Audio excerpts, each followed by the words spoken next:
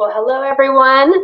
Welcome to our session with Lenore Mewton. We are excited. She's going to give you insights about going beyond tracking your application and talking about how to organize your job search.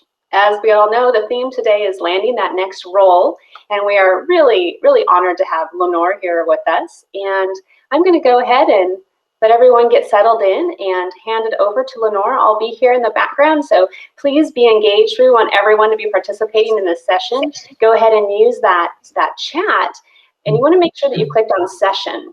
There is a long-running chat for the entire event. You can contribute to that, but if you click on just the session, then you'll be contributing to the chat for our session. And there's also, of course, the Q&A.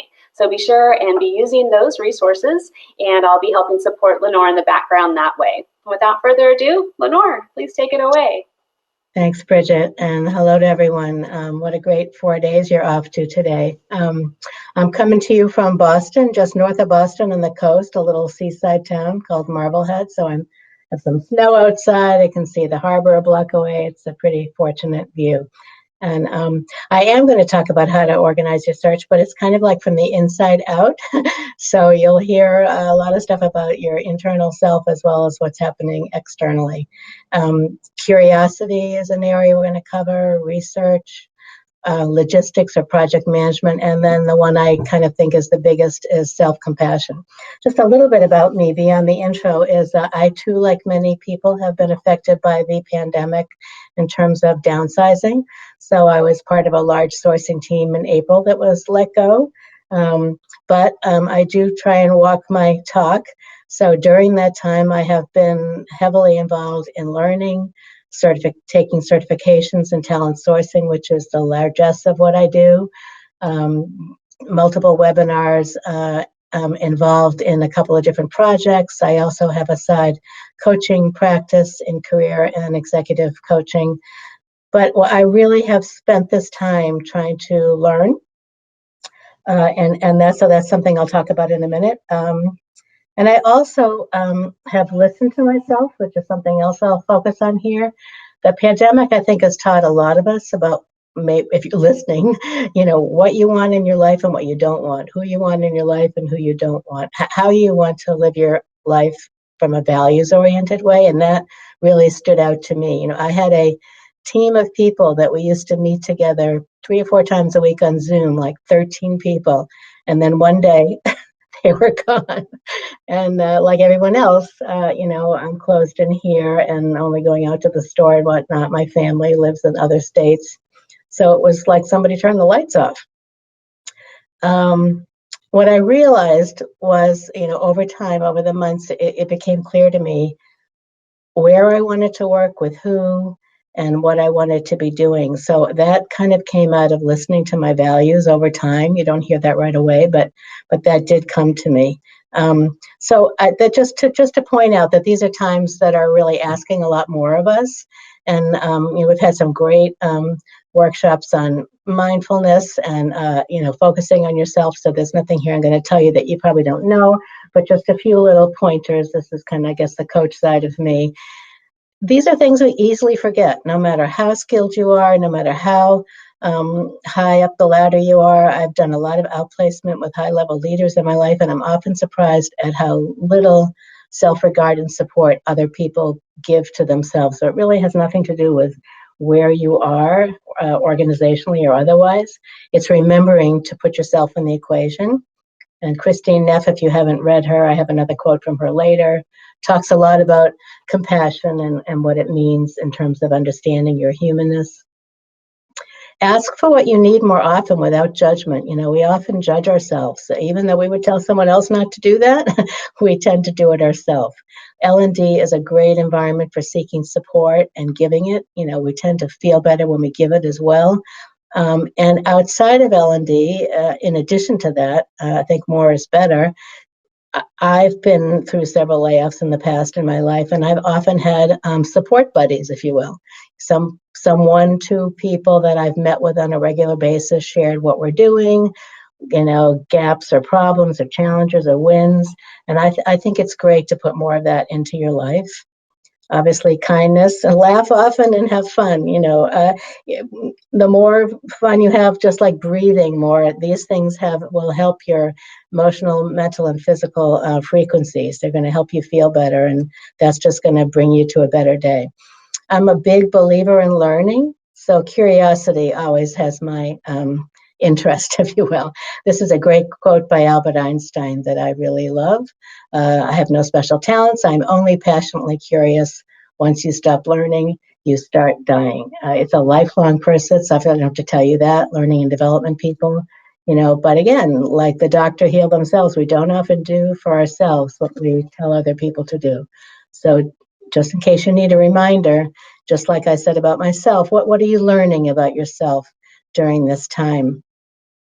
I have these 2 word clouds on curiosity. I'm not going to read all these words to you. You will have them in the slides to go through. I'm just throwing them out here so you can kind of take a look and see what fits you and, what stands out. I know for me, questions, I'm a big believer in questions. I'll talk a little bit about that later, asking questions of yourself and other people. Transformation comes from curiosity, innovation, accidents, chance, how many great things might have happened to you just by kind of being curious and open. Here's another word cloud. Empathic and negative. There's negative curiosity, learning, inspiring, serendipity, as I just said, staying in a place where you can be curious. So during this time, it's important, if this matters to you, to stop and make time, take time, and make space to be curious.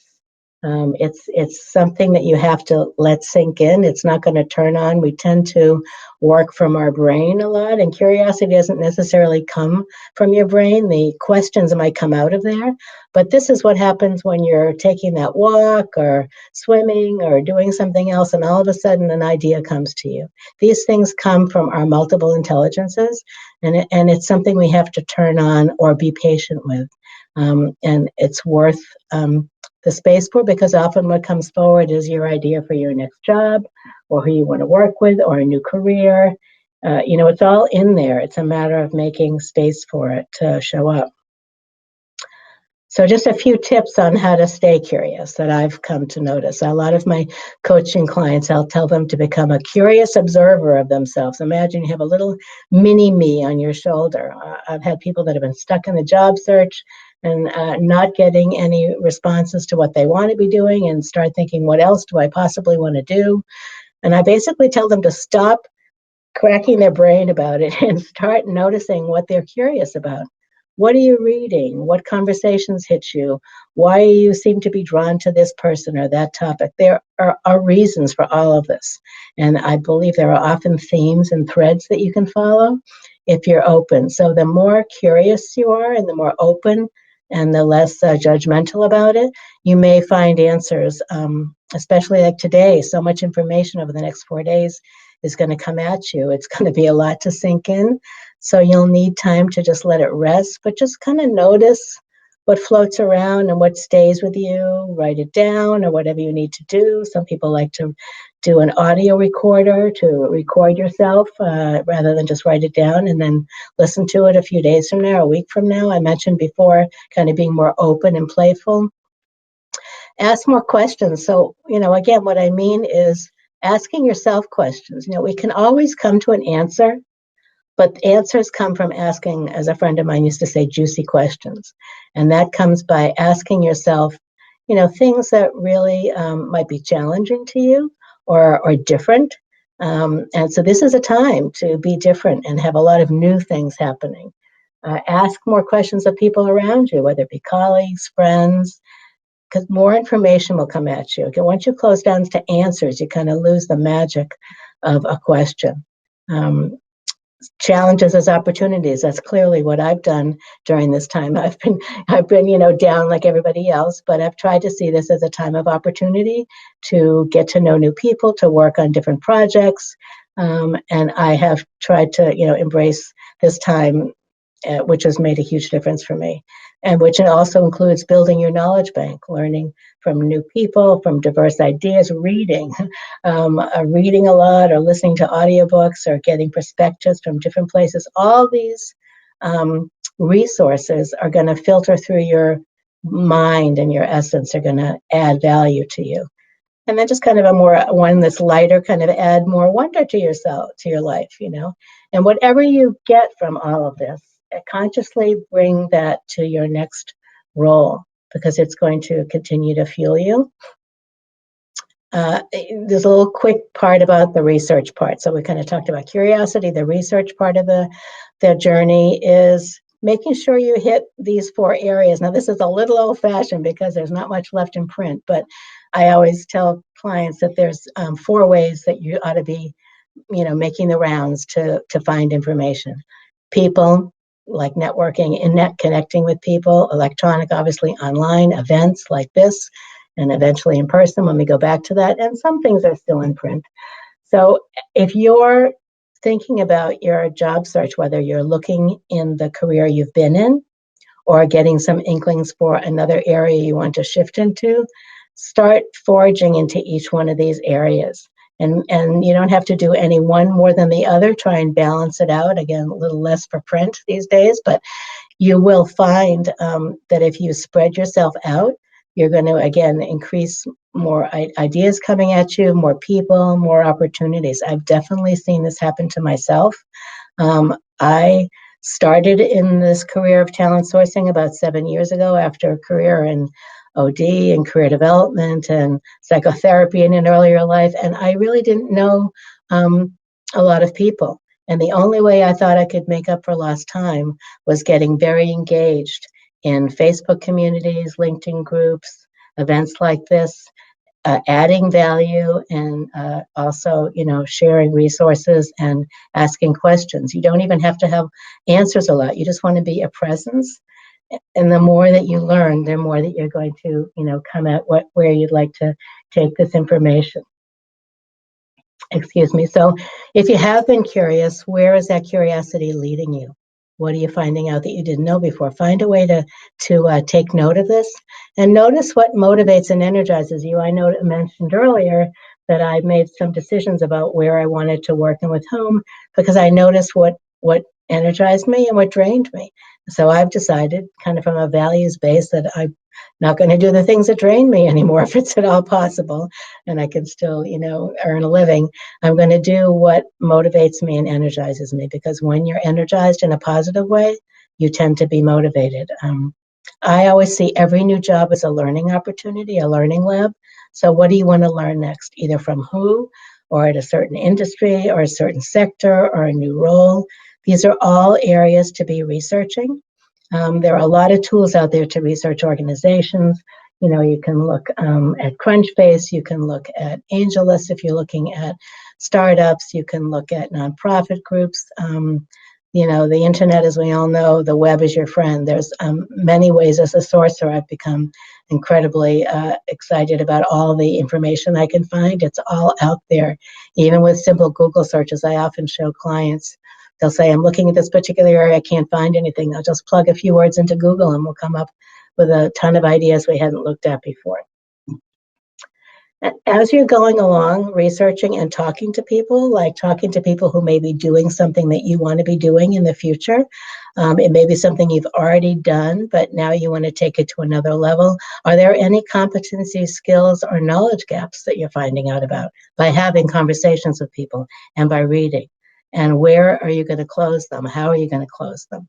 That you can find out by talking to people and you know, making a plan for using that. So a lot of this has to do with self-assessment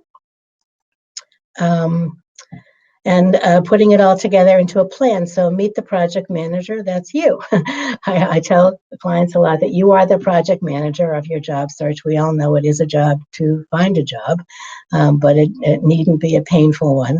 I use something called a strategic job search marketing plan. Basically, all that is a form that people, I'm so sorry for these little buggers here, putting your profile of yourself, a few areas that you're interested in that you want to explore, maybe the executive summary off the top of your resume, a couple of different competencies that you are interested in, and a couple of industries, companies, people you want to meet. This is like a working document for yourself. You can also give this to people that are trying to help you. I always say you want to help people help you. If you want someone to write a LinkedIn recommendation for you, ask them, tell them what you're trying to highlight. Give them some of the keywords. Everyone wants to help you, but they all need direction. I'm sure if people have asked you, it helps to know what people are looking for. So the more you can tell other people just what you're looking for, what you're curious about, the more they can help you, the more they can point you to someone else. You probably all have different project management tools that you're using. Evernote is a great way to collect information. Trello boards, which I'm only just getting introduced in, you all may have much more experience with that than I do, but Trello boards have templates, and also you can create your own boards for project management, for teams, for individuals. You can make up your own board to track your progress during your job search. Excel is another tool, or Google Docs. If you haven't been on the Muse.com, and probably you all know about it, they have great articles, and they also have resources and links to resources like Trello boards and other ideas about the job search, both on the hard side and the soft side. Are you tracking the people you're connecting to? When I say connect versus network, in years gone by, I used to call a lot of it networking, but to me, connecting is more human. Networking is really like a to-do, and connecting to me is a to-be, if you will. You're connecting to people, and you want to be very authentic about it.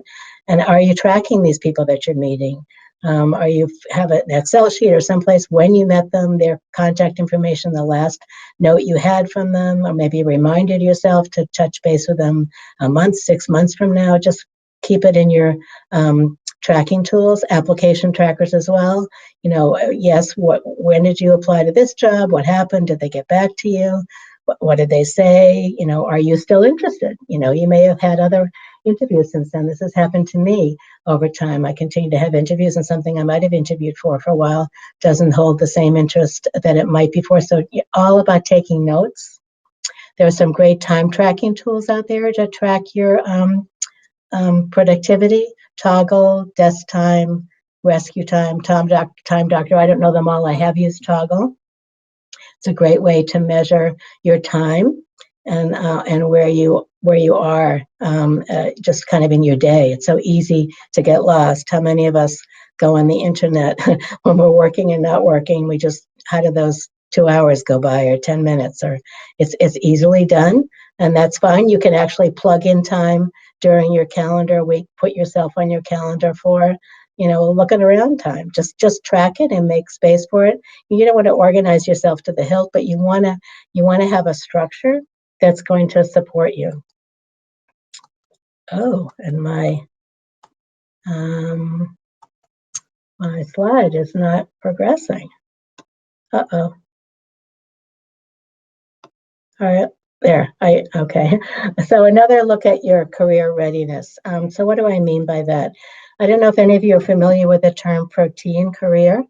It's a term that I became familiar with several years ago with a group of other career people. We wrote an article on it. But basically what it means is that someone that has a protein career is someone that is that's driven by focusing on their individual elements. They're more interested in self-fulfillment and psychological success rather than focusing on the organization. So a lot of times we get, wrapped up in organizations and our work. We mean to give time to ourselves, but we don't necessarily do it because we're busy. It really involves intention.